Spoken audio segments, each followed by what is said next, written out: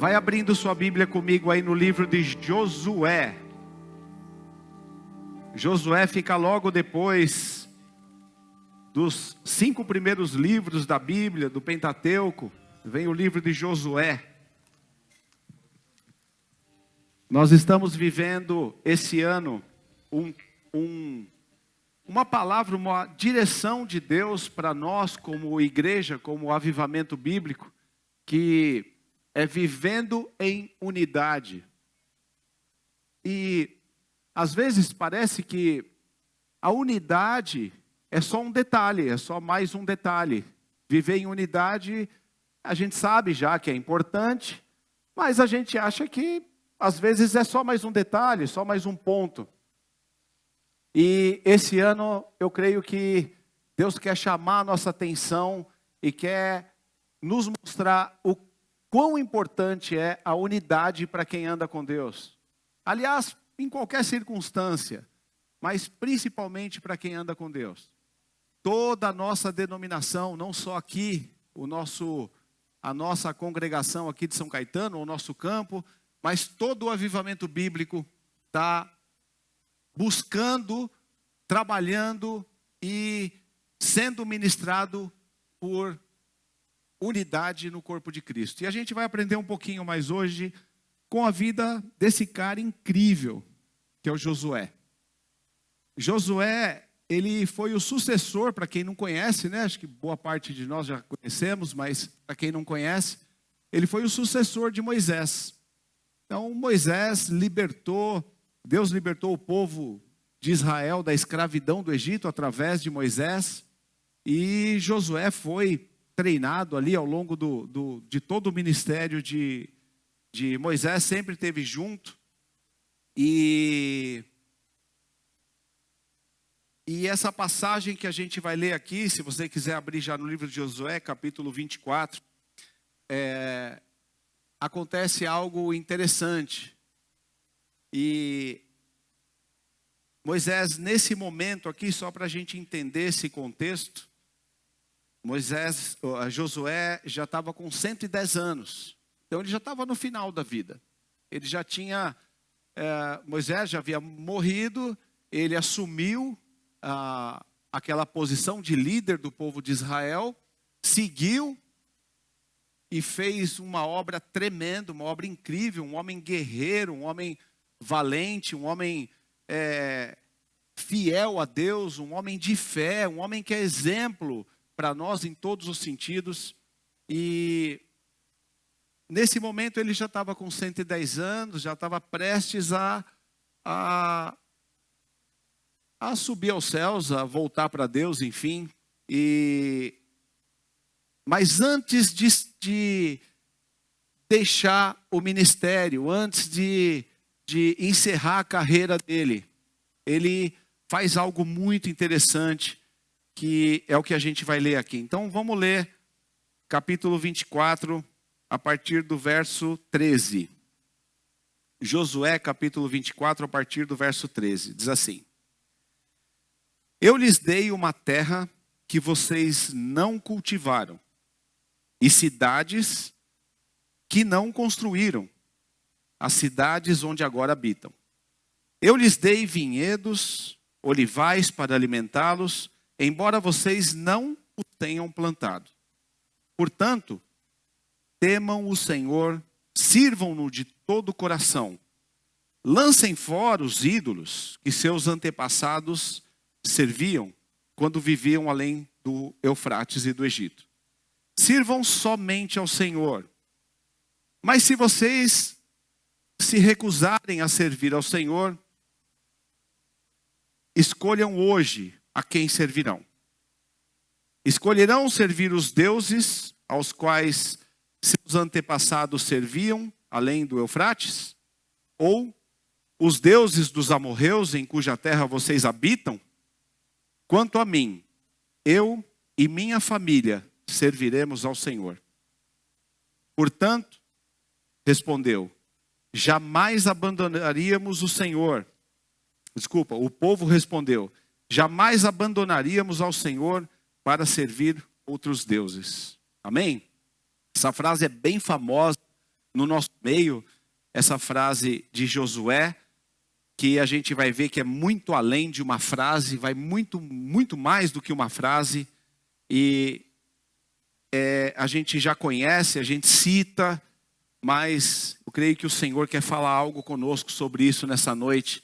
Então repete comigo aqui. Quanto a mim, eu e a minha família serviremos ao Senhor. Aleluia.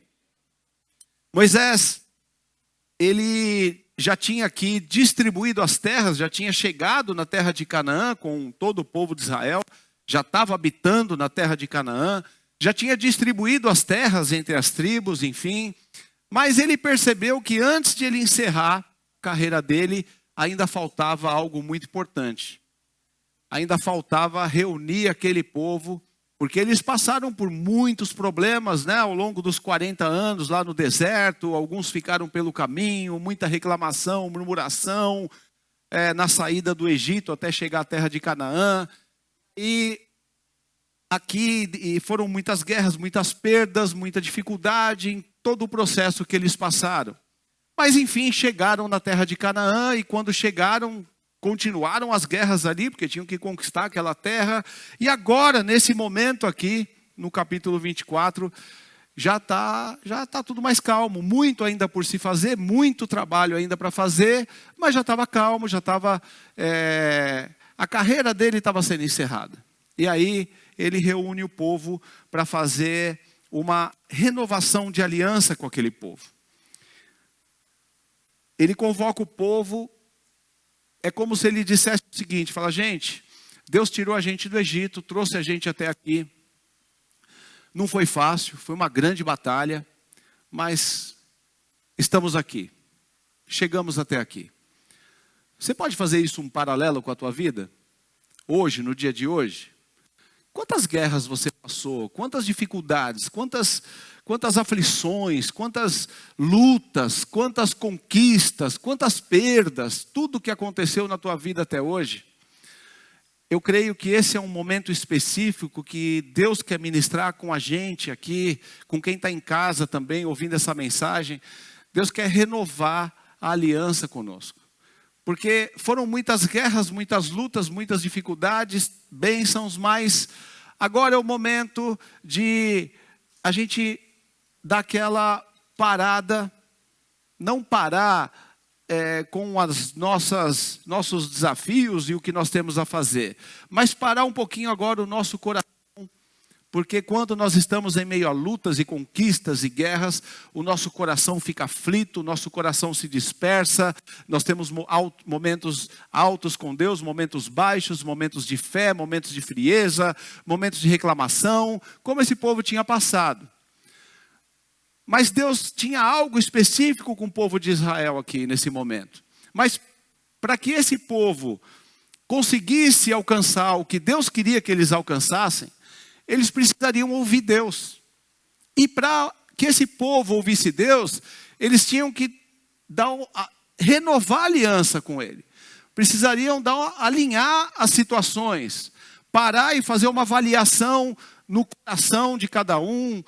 Eu preciso avaliar meu coração, como é que está perante a Deus. Eu preciso avaliar minha casa, como é que está.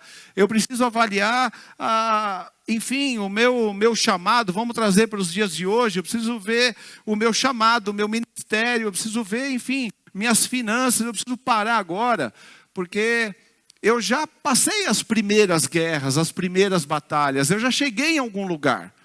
Agora, para eu avançar, eu preciso entender o que Deus quer. Eu preciso entender o que Deus tem para a minha vida. Eu preciso entender para onde Deus está me levando. Eu preciso ouvir o Senhor. E para ouvir o Senhor, queridos, nós temos que aquietar a alma, e a gente precisa fazer uma renovação de aliança. Relembrar quem é Deus para nós. Relembrar os planos e propósitos que Ele tem para nós. E aí, Josué, basicamente, ele fala aqui, o resumo aqui da ópera, ele fala aqui em 3 pontos: temer ao Senhor. Ele orienta aquele povo e falou: eu estou deixando vocês aqui, acabou meu chamado, mas vocês têm que seguir em frente. E Deus tem muitas coisas para vocês. Só que agora, para que aconteça, para que se realize o que Deus tem para a tua vida, é preciso, primeiro, temer ao Senhor. É preciso servir ao Senhor. E é preciso que você coloque Deus em primeiro lugar. No verso 13, ele diz assim: eu lhe dei uma terra que vocês não cultivaram, e cidades que vocês não construíram, as cidades onde agora habitam. Eu lhes dei vinhedos e olivais para alimentá-los, embora vocês não os tenham plantado. Queridos, de alguma forma, tudo que está nas nossas mãos hoje, foi Deus que nos deu.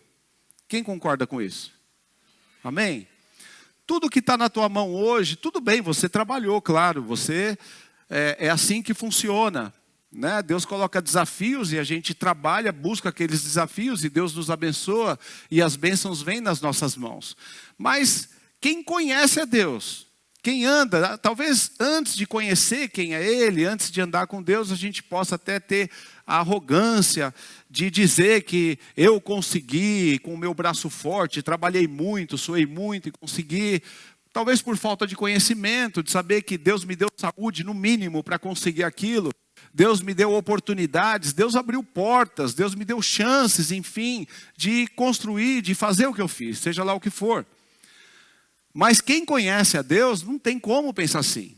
Porque ao longo da história da construção da vida, com certeza vai perceber quantas oportunidades Deus abriu e que se Deus não tivesse aberto aquelas oportunidades, não teria chegado onde chegou. Então, tudo que nós temos, foi Deus que nos deu. Foi Ele que colocou nas nossas mãos. Vem da bondade de Deus, vem da promessa de Deus. Então, a nossa vida não é diferente desse povo de Israel, quando estava naquele momento em Canaã, possuindo aquelas terras, como disse aqui, como Josué disse, terras que vocês não plantaram, tendo coisas que vocês não plantaram, terras que vocês não compraram, enfim. Deus nos deu as coisas que estão nas nossas mãos, porque o que nós queremos exatamente são as bênçãos do Senhor. Amém? Que é o que o Senhor, queridos, traz muita confusão e muito problema. Como diz a palavra, a bênção que enriquece e não acrescenta dores. Essas são muito boas, as coisas que Deus coloca nas nossas mãos. Agora, aquelas bênçãos que Deus não colocou nas nossas mãos e que a gente busca e se mata e trabalha e quer de qualquer jeito, da teimosia, mesmo que Deus está dizendo que não, a gente vai e busca. Geralmente essas coisas só trazem confusão, problema, dor de cabeça. Eu quero as bênçãos que enriquecem e não acrescentam dores. E essas são as bênçãos que Deus coloca em nossas mãos. Amém? E aí depois, no verso 14, ele diz: portanto, temam o Senhor e sirvam-no de todo o coração.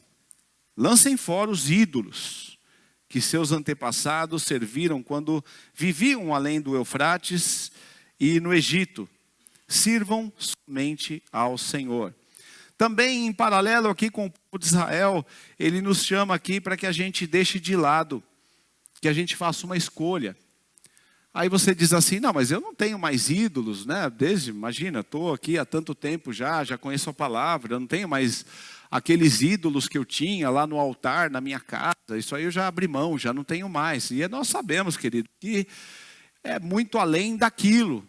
Nós temos ídolos, a primeira fase, nos primeiros passos que nós andamos com Deus, aqueles ídolos, das coisas que nós buscamos ao longo do tempo na nossa vida, são aqueles ídolos que ficavam no altar.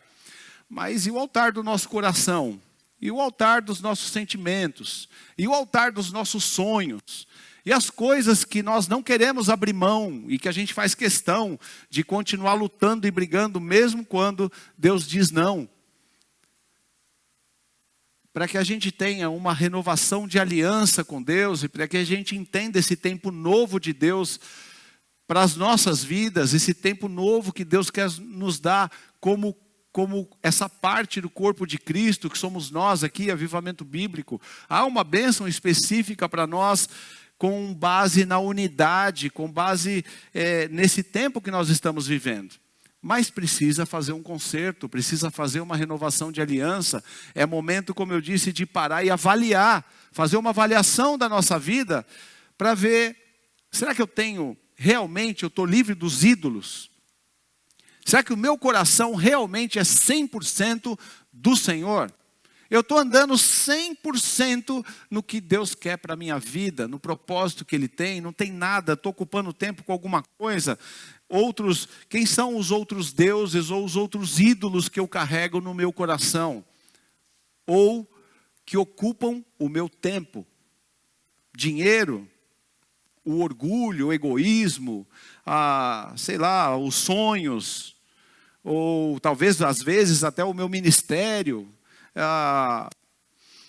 entretenimento, as minhas convicções, o meu jeito, tantas coisas que nós idolatramos e que nós não queremos abrir mão.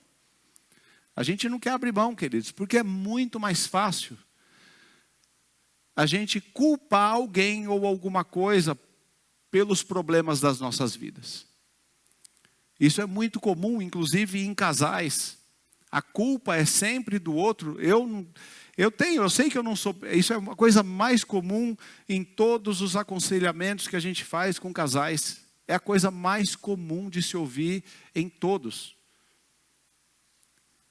Eu sei que eu tenho defeito, mas a minha esposa ou o meu marido é assim, assim, assim, assim. Então aquele assim, eu sei que eu tenho defeito, é só um alívio de consciência, porque assim, como eu já sei o que você vai falar, que eu tenho que olhar para mim, então eu já falo antes assim, eu sei que eu tenho defeito. Então pronto, agora o problema é o meu marido, o problema é a minha esposa. Isso é um ídolo.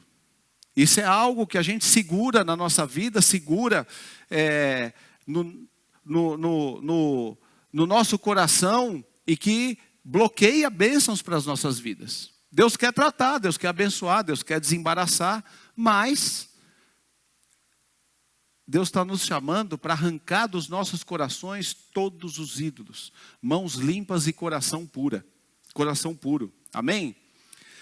E aí Josué no verso 15 toma uma decisão que às vezes parece que é uma frase de Josué, mas vai muito além de uma frase de Josué. É uma escolha que ele faz, é uma decisão que ele toma, é uma profecia que ele faz sobre a vida dele, mas não fica também só naquela frase ou profecia, se torna em ações práticas em que ele colocou na vida dele sempre. E quando ele diz, eu e minha casa serviremos ao Senhor. Amém? Queridos, Josué era um influenciador incrível. Fala só um pouquinho dele aqui, porque esse cara ele é inspirador, ele era um influenciador. Antes de eles entrarem lá na terra de Canaã, para quem não conhece essa parte da história aqui, antes de ele entrar na terra de Canaã, o Moisés mandou lá 10 espias para ir lá e ver como que era, o que eles tinham que conquistar, qual que seria o tamanho da batalha que eles teriam que enfrentar. E aí vão 10 espias, e quando eles retornam, 8 deles voltam falando, não, você está maluco, não, vamos ficar por aqui mesmo, vamos para outra terra, lá a briga vai ser muito grande, é muito trabalho que vai dar, não dá não, você é louco, isso aí não é para nós não, deixa isso para lá, ora, pede para Deus dar outra coisa aí. E o Josué, junto com o Caleb, que era o parceiro dele, fala, vocês estão malucos? É uma grande bênção, uma terra maravilhosa, uma terra boa. Tem problema sim, tem desafio sim, tem gigante lá, mas nós vamos derrubar eles, porque a gente vai no poder do Senhor. Como que você olha a sua vida? Como que você olha os desafios diante de você? Que geralmente cada um de nós tem um nível de problema, tem um nível de desafio, mas independente do tamanho que você vê o meu desafio, talvez você olhe para os desafios que eu tenho e você vai achar que é pequeno, eu olho para o seu, vou achar que é muito pequeno, muito grande, mas para nós que estamos vivendo, quando nós estamos vivendo um problema, aquele problema pode ser pequeno para outro, mas para nós ele é enorme, é um gigante infinito. inalcançável. E realmente é. Geralmente é. Porque Deus sempre permite situações nas nossas vidas para nos levar para o alto, para nos levar para cima. E os desafios, quando vêm, são grandes aos nossos olhos mesmos.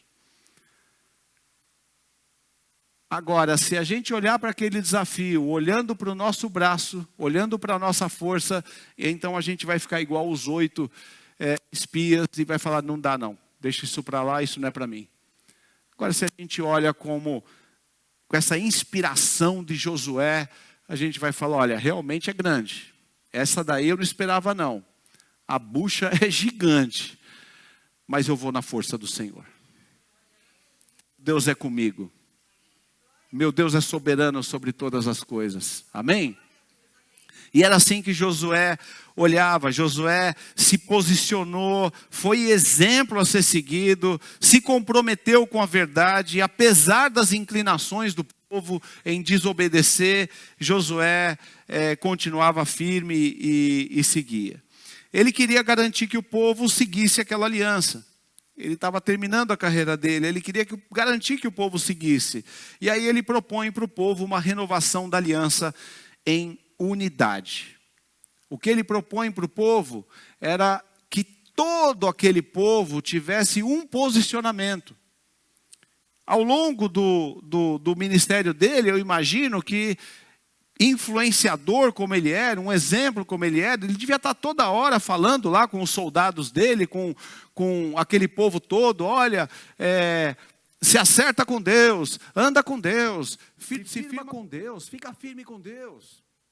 Ele devia falar isso o tempo todo, mas agora, nesse momento, já não era mais a situação de ele falar com o povo, ele precisava de unidade no meio daquele povo. Ele precisava de unidade, ele queria que aquele povo todo andasse uníssono em fé, andasse em uma só fé, em uma só visão, em um só caminho.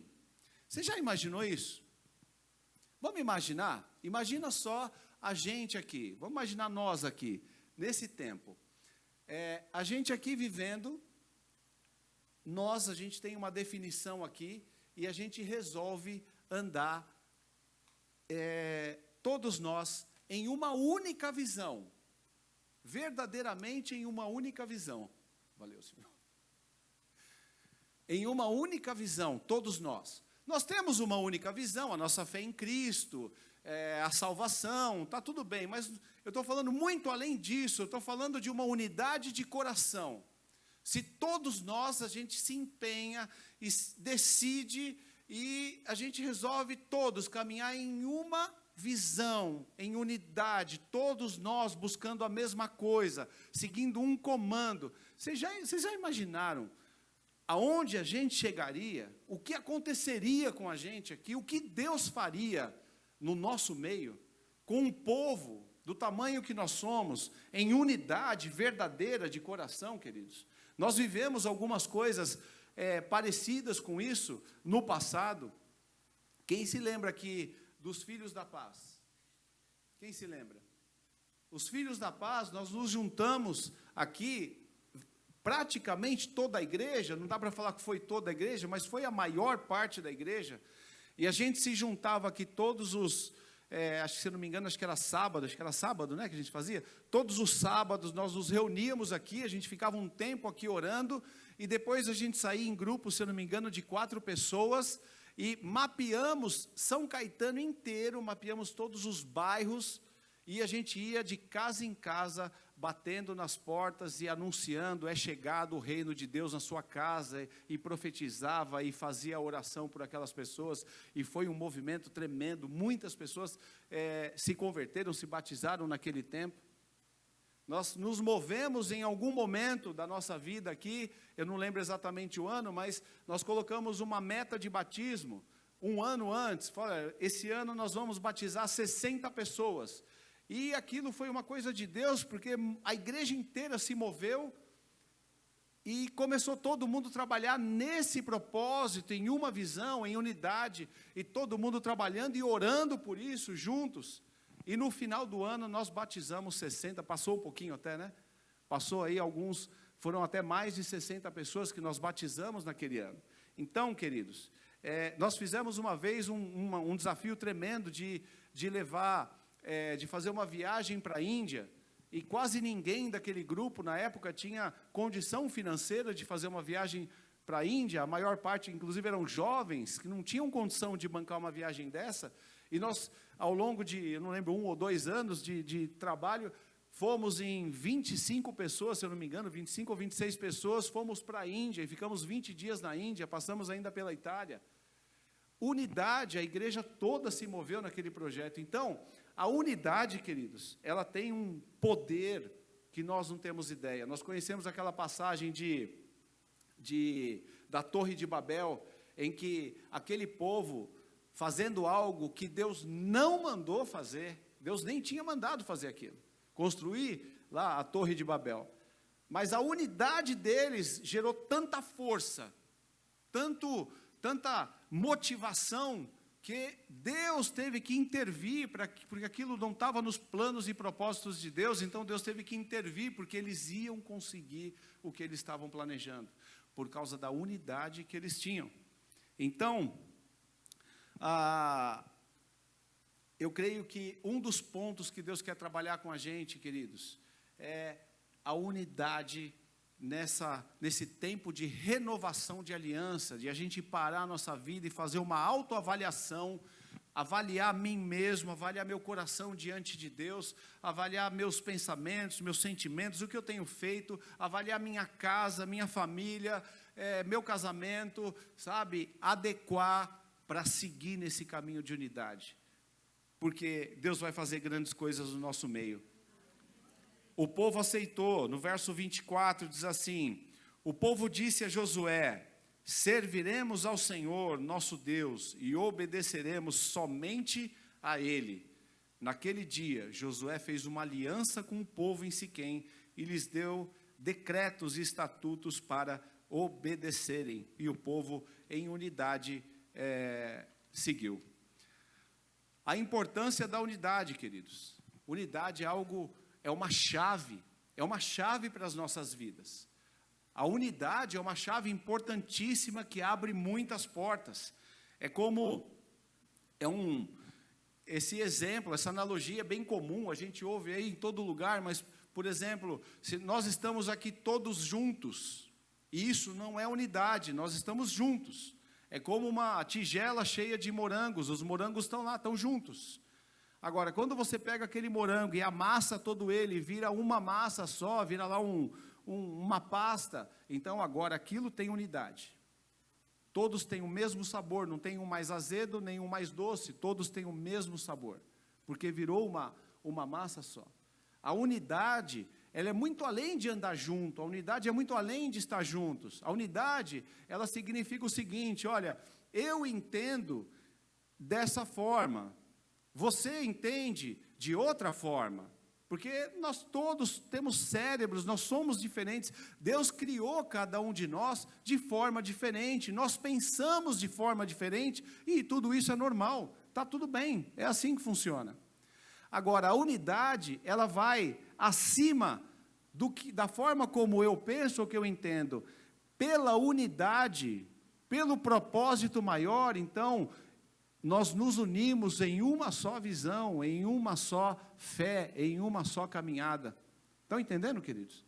Então, a unidade não quer dizer que todos pensam exatamente da mesma forma, mas todos concordam o quanto aquilo é importante, o quanto essa unidade é benéfica para todos nós.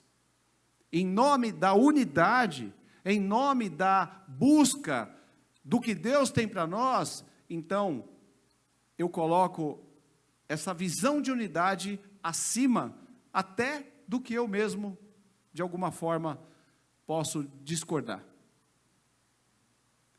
O quão importante é a unidade? Olha só o que diz em Efésios capítulo 4, verso 15.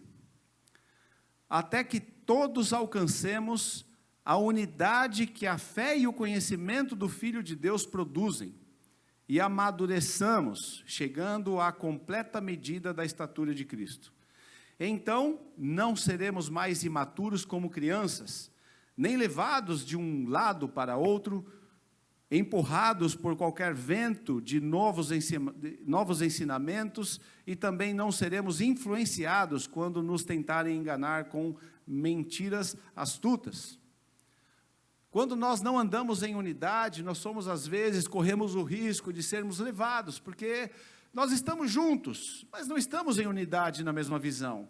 Então, aqui a gente está buscando, por exemplo, sei lá, o alinhamento da família e dos casamentos, mas em outro lugar está falando de outra coisa, em outro lugar de outra coisa. Então, a gente vai sendo levado e vai se enroscando, e não que seja errado, não que as outras visões estejam erradas, mas o que acontece é que a gente fica patinando e não chega a lugar nenhum.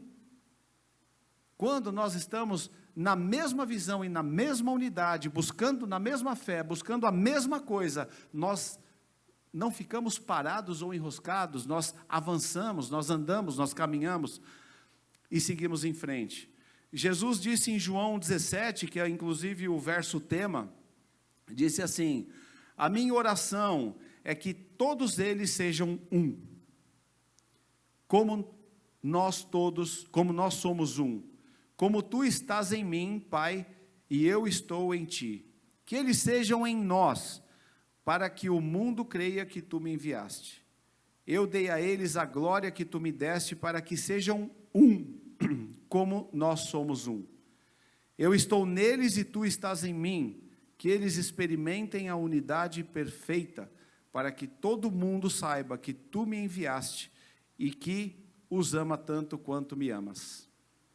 A unidade está em todos os grupos, onde tem gente, pode ser aplicada a unidade, seja na empresa, seja num grupo de amigos, seja entre solteiros, entre crianças, entre jovens, em qualquer circunstância. Um time de futebol, eu não entendo nada de futebol, mas é bem claro, é bem perceptível quando você vê um time que está em unidade, quanta vitória aquele time conhece, quando eles estão mesmo ligados ali, dentro da visão que é passada ali pelo técnico, eles estão em unidade, estão buscando, quantas coisas acontecem. Quando um time não está lá, sei lá, tem uma estrela grande lá no time, e não tem muita unidade, cada um joga por si, o quanto aquele time não avança. Nós vimos um exemplo hoje.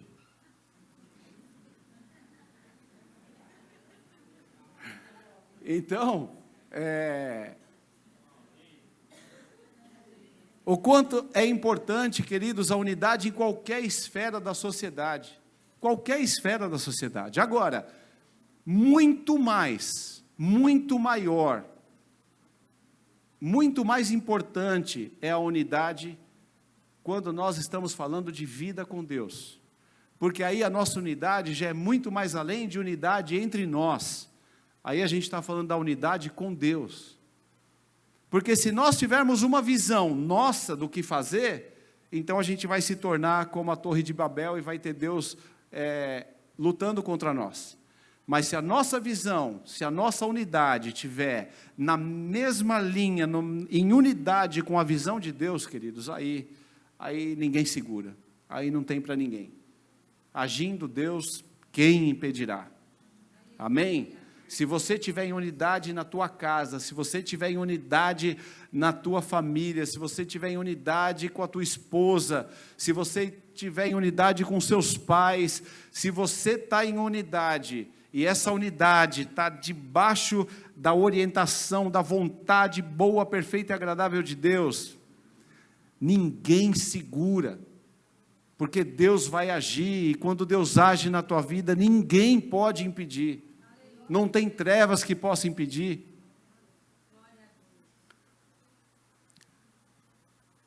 A unidade cabe em qualquer lugar da sociedade. Mas eu queria falar hoje sobre a família. Porque a família é a base da criação de Deus. Deus criou, tudo que Deus criou foi com base na família. Deus criou macho e fêmea, homem e mulher, unidos pelo casamento, e daí sai a família, daí sai a procriação, e daí acontece a igreja. Esse é o motivo pelo qual as trevas, elas atacam tanto a família, atacam principalmente os casamentos. Porque quando você destrói, se as trevas conseguem abalar um casamento, conseguem destruir um casamento, ela naturalmente, dentro de um ciclo, ela vai destruir o principal que ela quer destruir, que é a igreja. Quando um casamento é abalado, a igreja sofre as consequências, porque a base da igreja é a família, e a base da família é o casamento. Por isso que os casamentos são tão afetados. E eu queria falar um pouquinho sobre isso hoje, a chave da unidade no casamento. A forma que nós temos de enfrentar esses ataques à família desse tempo, a forma que nós temos de ter conquistas, de avançar na família, de ter uma harmonia dentro da família, é através, uma das chaves, e talvez uma das principais, é a unidade. Eclesiastes 4 fala assim: é melhor serem dois do que um, pois um ajuda o outro ao quê? A alcançar o sucesso. Então, se a gente entender isso aqui ao contrário, a gente vai perceber que, se não tem unidade, nós não temos o sucesso. E a gente vai ver isso aqui mais para frente, porque em 1 Pedro capítulo 3, e assim, longe de mim aqui gerar qualquer tipo de discórdia, não vai cutucar seu marido do lado, com o que a gente vai ler aqui agora, nem cutucar sua esposa aí também, amém? Nós somos espirituais, amém? Mas um casal, queridos, quando está em conflitos, em brigas, em desafios, quando está em desavenças, quando está sem perdão, com amargura, é um casal que não avança, não tem unidade. E a gente vai ver o que diz aqui nessa carta de 1 Pedro. Eu ia ler só essa parte do último versículo, para não gerar intriga, mas vamos ler tudo aqui. Mas Pedro diz que, quando um casal está em intriga, em desavença e tudo isso, as orações são impedidas. E aí, o que adianta? Você vai falar: mas Senhor, mas eu estou orando, eu estou jejuando, mas eu estou isso, eu estou aquilo, eu vou na igreja, eu estou fazendo campanha, eu estou subindo escada de joelho, mas meu marido ou minha esposa não dá, não tem como andar com ele em unidade, não dá. O problema é ele, o senhor sabe, né? O problema é ela. Então não tem como. Então é só eu e o Senhor mesmo aqui, é só nós dois. Queridos, as orações são impedidas, é a palavra que está dizendo. Porque a gente pode enganar, ou a gente pode usar essas justificativas com o pastor, com o líder, com o aconselhador. A gente pode falar: meu marido, você não sabe como é, minha esposa, eu tenho alguns defeitos, mas olha, é muito difícil. A gente pode usar, agora com Deus não. Deus conhece seu coração. Deus sabe como você é, Ele sabe dos seus sentimentos, das suas intenções, Ele sabe da sua arrogância, da sua prepotência, Ele sabe exatamente como você é. Ele sabe o que você não quer mudar, dos seus ídolos que você não quer abrir mão. Ele sabe do que você quer manter o controle na tua mão. E aí, se a gente permanece assim, nós ficamos enroscados na vida. Então vamos lá. Lê aqui 1 Pedro capítulo 3, sem intriga e confusão, mas na paz de Jesus, amém? Se ajeita na cadeira aí, ó. E os homens não precisam ficar bravos comigo, que vai chegar a vez delas, tá bom? Bora. Da mesma forma, vocês esposas, sujeitem-se à autoridade do seu marido, aleluia. Assim, mesmo, olha só, hein? Aí você fala assim: não, mas o meu marido nem conhece a palavra. Olha só. Assim, mesmo que ele se recuse a obedecer a palavra, será conquistado por sua conduta. E aí vem o maior problema: sem palavra alguma. Eu concordo com vocês que é punk, é difícil. Mas, olha só, sem palavra alguma, mas por observar o seu modo de viver puro e reverente. Agora, antes de ler o resto, eu estou dizendo que é a Bíblia que está dizendo, não tem nada a ver com isso. Fala assim, ó, não se preocupem com a beleza exterior obtida com penteados extravagantes, joias caras e roupas bonitas. Em vez disso, vistam-se com a beleza que vem de dentro e que não desaparece. A beleza de um espírito amável e sereno, tão precioso para Deus. Era assim que se adornavam as mulheres santas do passado. Elas depositavam sua confiança em Deus e se sujeitavam à autoridade do marido. Sara, por exemplo, obedecia a Abraão e o chamava até de Senhor. Vocês são filhas dela, quando praticam o bem sem medo algum. Bom, agora segura a onda, porque agora vem a bucha para os homens. Da mesma forma, vocês, maridos, honrem a sua esposa. Sejam compreensivos no convívio com ela, pois, ainda que seja mais frágil que vocês, ela é igualmente participante da dádiva da nova vida concedida por Deus. Olha só, tratem-na de maneira correta, para que nada atrapalhe suas orações. Há uma outra versão que diz melhor aqui, fala assim, para que não sejam impedidas as vossas orações. E está dizendo aqui isso, queridos? Claro que isso vale para as mulheres também, o coração amargurado, o coração pesado, o coração orgulhoso, o coração cheio de desavenças, de amarguras, elas impedem a oração de qualquer um. Mas quando um homem está desse jeito, que é o sacerdote do lar, que é quem tem a responsabilidade de ouvir a direção de Deus para a família e conduzir a família em paz e harmonia, essa é a responsabilidade do homem. Quando aqui a palavra está falando da posição do marido, ela não está falando que é o líder que manda e a mulher tem que obedecer de forma, hipótese alguma. Ela está falando que você tem que servir a família com a responsabilidade de manter a sua casa em paz. Ah, mas você não conhece minha esposa. A sua responsabilidade de manter a casa em paz. É a responsabilidade do homem de fazer isso. De manter a harmonia na casa, do sacerdote do lar. Quando a gente se empenha nisso, mesmo que não consiga, mesmo que seja realmente muito difícil, mesmo que tenha uma esposa realmente muito difícil, complicada, briguenta, como a palavra diz, a mulher que intriguenta, mesmo que aconteça assim, o seu empenho em buscar a direção de Deus para trazer harmonia para casa, vai fazer com que suas orações sejam ouvidas e que a bênção repouse sobre você e tua casa. A questão não está no sucesso do que você vai conseguir fazer, a questão está na sua posição do que tem que ser feito. Se você está posicionado em fazer, a bênção de Deus está sobre você. Mas se a preguiça, mas se a falta de vontade, ou seja o que for, não te permitir lutar pela harmonia da tua casa, assumir a responsabilidade e a tua posição como sacerdote do lar, então as orações são impedidas.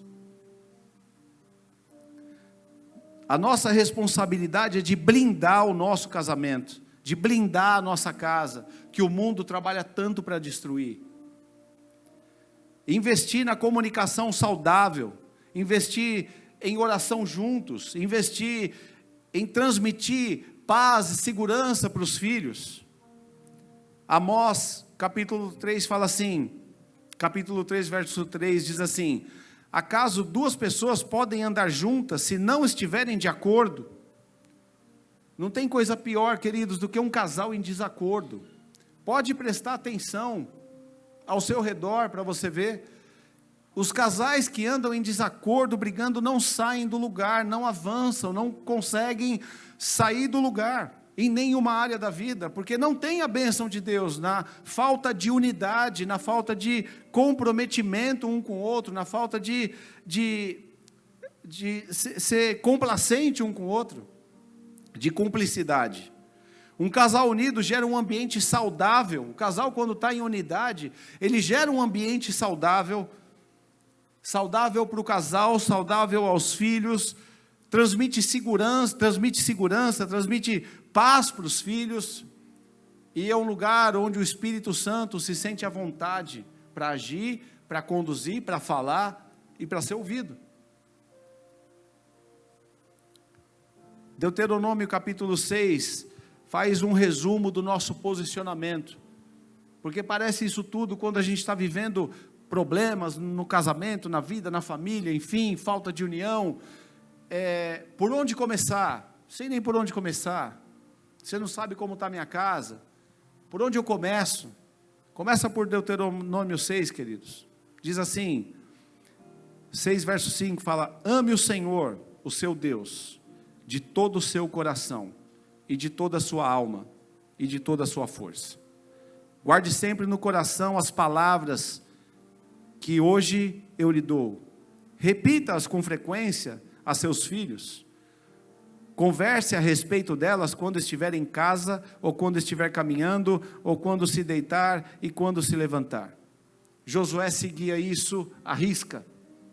Josué seguia exatamente essa orientação de Deus. E quando Josué seguia isso, ele amava o Senhor seu Deus de todo o coração, e de toda a alma, e de toda a força. E ele guardava as palavras de Deus no coração dele. E ele repetia isso com frequência para os filhos. Quando nós temos um posicionamento nosso perante a Deus, independente da esposa ou do marido, aí nós somos transformados. E quando nós somos transformados, as coisas ao nosso redor começam a acontecer. O que nos tira de tudo isso, queridos, é a preguiça de colocar tudo isso em prática. É a falta de vontade de colocar tudo isso em prática, porque é muito mais tranquilo ficar lá nas redes sociais, ou seja lá o que for, que cada um gosta de fazer. É muito mais tranquilo a gente deitar e ficar mudando de canal na televisão, porque nem para assistir alguma coisa dá, porque não tem mais nada que dê para assistir. É muito mais tranquilo ficar sentado para aliviar a cabeça, mudando de canal ou fazendo qualquer coisa nesse sentido. O problema é que se você ficar com o seu tempo, gastando ou investindo o seu tempo nas redes sociais, mudando de canal na televisão, ou seja lá o que for que cada um gosta de fazer, no dia seguinte, a sua casa vai continuar igualzinha. E depois de alguns meses, igualzinha. E depois de alguns anos, igualzinha. O Senhor conhece o coração de cada um de nós. A gente pode entre nós justificar a falta de tempo, ou o problema é minha esposa, o problema é meu marido, o problema é isso, aquilo, mas Ele sabe exatamente quem somos nós. Ele sabe exatamente o tipo de vida que a gente tem e o que precisa ser consertado. Josué decidiu e investiu: eu e minha casa serviremos ao Senhor. Foi uma decisão que ele tomou. Ele não passou por um momento de transformação, porque ele já vivia isso e era a fé que ele professava. Mas eu creio que o Senhor está nos chamando nessa noite para um posicionamento nosso com Deus. Eu e minha casa serviremos ao Senhor.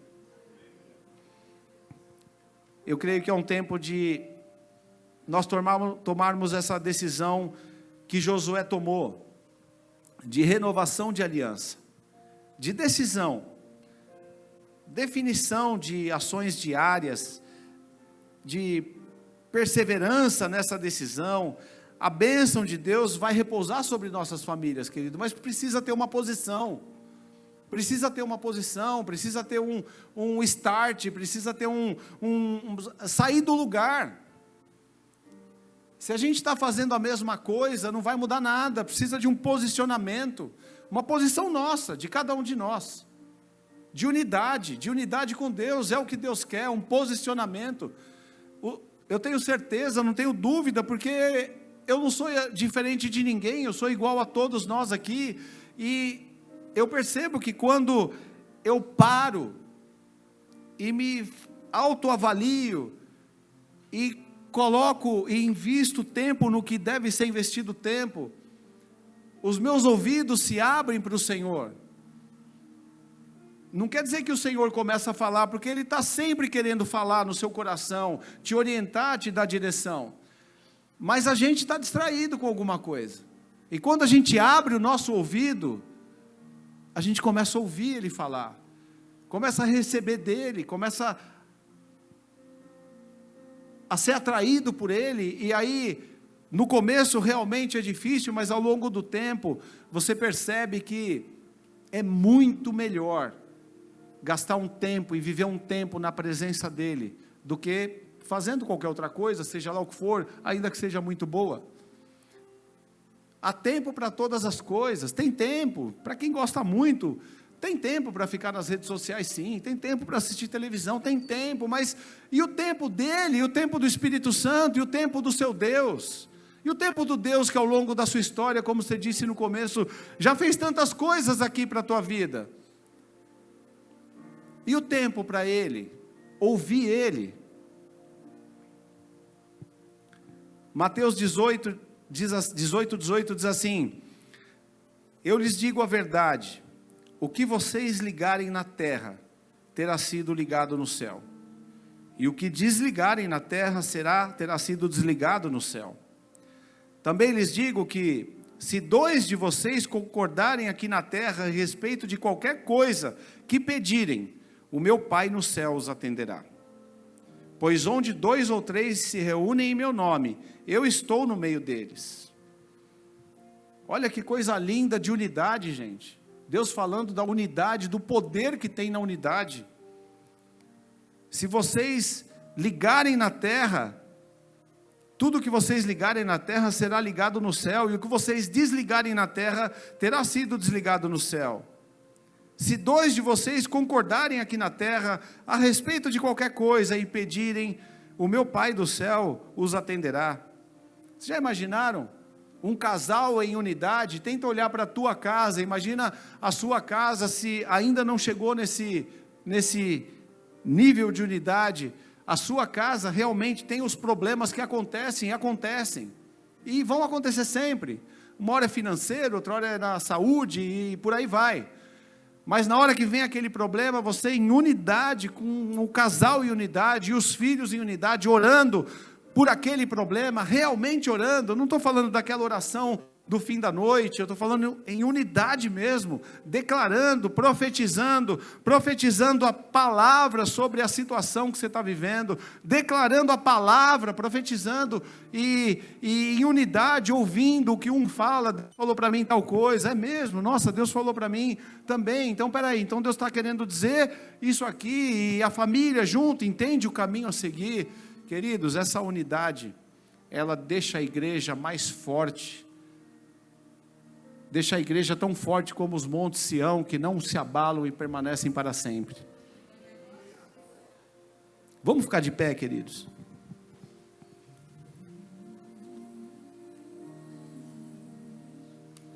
Aleluia.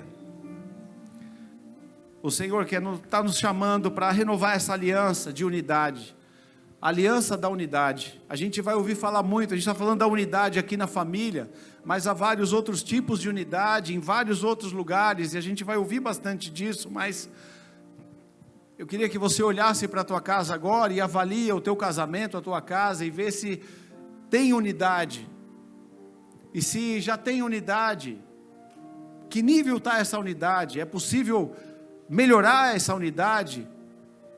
Vocês ouvem a Deus, o casal está ouvindo Deus falar, os dois ouvem a Deus, a unidade na visão precisa ser alinhado, queridos. Como eu falei aqui no começo, a unidade é muito maior do que a forma de pensar, porque nós somos seres humanos e os casais são feitos por pessoas criadas em famílias diferentes, em culturas diferentes, em situações diferentes, e dificilmente vão pensar exatamente da mesma forma.